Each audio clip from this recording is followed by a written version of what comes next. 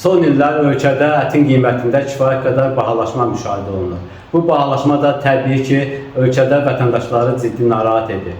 Əsas səbəb isə ölkədə olan malqaranın, qoyun keçinin sayında kəskin azalmadır.